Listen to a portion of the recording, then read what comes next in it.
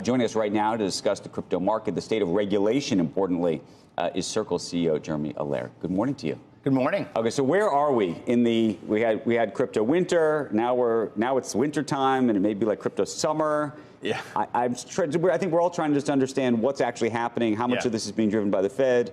How much is it ETF possibilities for Bitcoin and the like, or just something else completely? And I know your business, we should say, which is a stable coin, is very, very different in some ways than all these other things, but it's all interrelated.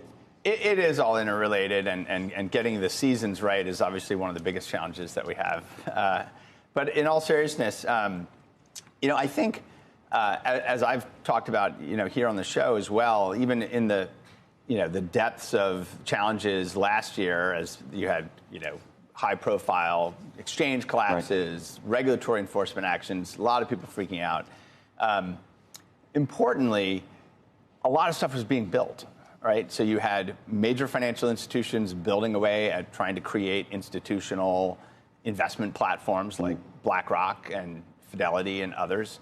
You had very significant investments continuing in the actual infrastructure side of this. So it's sort of like after the dot-com bust, you had, 2002, no one wanted to invest in internet companies or e-commerce, but broadband was getting lit up, mobile devices were getting lit up, all the infrastructure was getting there, so that actually the technology became highly usable and useful. And so I think a number of things are happening right now. We're seeing rapid technology maturation. You're seeing that with this huge rally in Solana, which, if you're not familiar, is sort of makes using blockchains fast and relatively easy.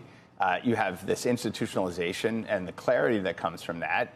And I think all of those things are combining. Right. You said the clarity piece. I think there's less. The clarity piece doesn't seem so clear still.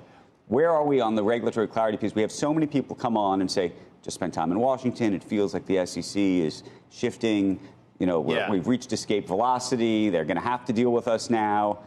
What is your real take? So a couple things. The first is global versus U.S. In every major financial market center around the world, they're actually putting in place clear regulations on digital assets and stablecoins. So Hong Kong, Singapore, Japan, the UK, the EU, UAE, like you go to these places and they actually are doing it. And so the US is behind. I think that's one. In the US, you've got really three big bodies of policy issues. You have markets and how to regulate markets, and there you've got a territorial turf war going on and some kind of political posturing. And then you've got stablecoins. Everyone seems to agree about stablecoins. It's just a matter of when, not if. And then you have this sort of illicit finance stuff, which has become obviously... That's what Elizabeth Warren a very bipartisan kind of issue there. And those are the three big policy kind of components.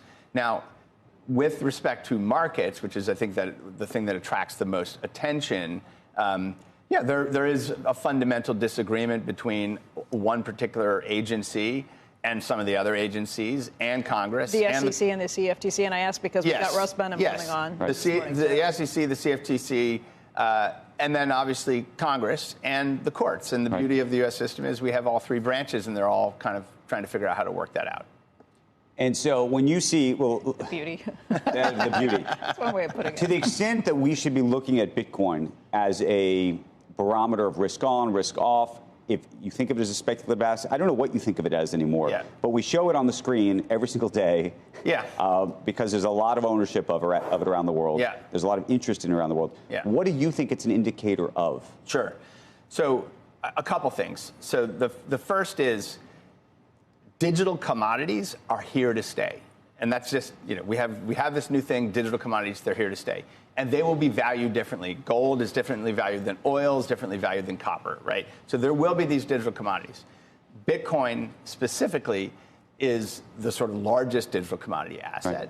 And I think in the minds of many of the people who are investing in it, this is a risk hedge asset. It can be correlated to availability of money supply, but it also can be uncorrelated. So it doesn't fit every box clearly.